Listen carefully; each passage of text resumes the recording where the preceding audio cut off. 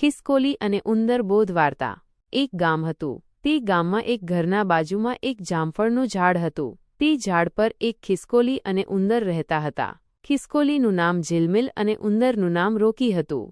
ઝિલમિલ રોજ-રોજ તાજા જામફળ ખાઈને મજા કરે, ચીક ચીક ગાયને આમથી તેમ દોડાદોડ કરતી રહે, તેની સરસ પૂંછડી ડોલાવતી રહે અને ક્યારેક ડાન્સ પણ કરી લે।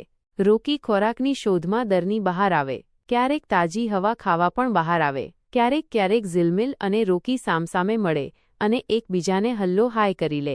એમ કરતા બંને વચ્ચે દોસ્તી થઈ ગઈ। એક દિવસ ઝિલમિલ ઝાડ પર બેઠી બેઠી જામફળ ખાઈ રહી હતી ને રોકી ઝાડ નીચે બેસી તેની સાથે વાતો કરતો હતો। વાતમાં રોકીએ પૂછ્યું, ઝિલમિલ, આ તું રોજ-રોજ શું ખાય છે? જામફળ છે, મસ્ત મીઠા જામફળ, ઝિલમિલે કહ્યું।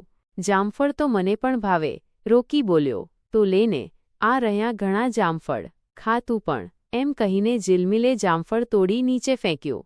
રોકીએ પણ જામફળ ખાધું, તેને બહુ મજા આવી ગઈ। આ રીતે પછી તો રોજ-રોજ ઝિલમિલ રોકીને જામફળ ખવડાવે। ડાળ પર ઝિલમિલ અને જમીન પર રોકી, બંને જામફળ ખાતા જાય અને અલકમલકની વાતો કરતા જાય। બંનેની દોસ્તી પણ આ રીતે વધારે મજબૂત બની ગઈ। એક દિવસ વાતમાં ઝિલમિલનું ધ્યાન ન રહ્યું ને તેનાથી રોકીને સડેલું જામફળ અપાઈ ગયું। જામફળ હાથમાં લઈ સેજ ખાતા જ થૂકી નાખ્યું અને ગુસ્સાભેર ઝિલમિલને કહ્યું, આવું જામફળ તે કદી ખવાય? આવું જામફળ તે મને આપ્યું? તને શરમ ન આવી? સડેલું જામફળ આપી દેવાય આમ? અક્કલ છે કે નહીં તને? રોકીએ ગુસ્સામાં ઘણું બધું બોલી નાખ્યું। ઝિલમિલે કંઈ જવાબ ન આપ્યો। રોકી નારાજ થઈને ચાલ્યો ગયો। ઝિલમિલને દુઃખ થયું। પોતે જાણી જોઈને રોકીને સડેલું જામફળ નહોતું આપ્યું, છતાં રોકીએ ખૂબ ગુસ્સો કર્યો। તેથી ઝિલમિલની આંખે આંસુ આવી ગયા। 2 દિવસ નીકળી ગયા, રોકી દરની બહાર ન આવ્યો। ઝિલમિલ રાહ જોઈને આખર 3જા દિવસે સામેથી રોકીને પાસે ગઈ। રોકી ચૂપચાપ દરમાં બેઠો હતો।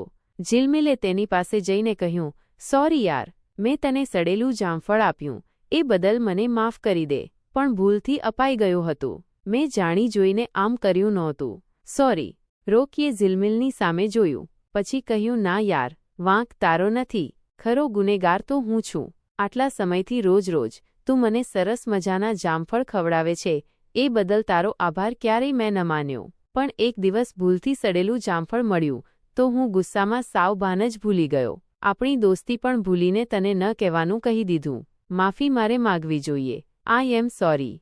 ઝિલમિલની આંખો ભીની થઈ ગઈ। તેણે કહ્યું, છોડ યાર એ બધું, દોસ્તીમાં એવું તો ચાલ્યા કરે, ચાલ, તને ભૂખ લાગી છે ને? 2 દિવસથી અંદર જ હતો। રોકીએ કહ્યું, તે પણ ખાધું નહીં જ હોય? ઝિલમિલે કહ્યું, હા, ચાલ, તાજા જામફળ ખાઈએ ને, એ બધું ભૂલીને આપણી દોસ્તી જ યાદ રાખીએ। હા, ચાલ, રોકીએ કહ્યું। ઝિલમિલ અને રોકીએ ધરાઈને જામફળ ખાધા અને ફરીથી બંને ખુશ થઈ ગયા। આ વાર્તા પરથી બોધ મળે છે કે સ્થિતિ જાણ્યા વગર પરિણામના અંતમાં પહોંચવું જોઈએ નહીં।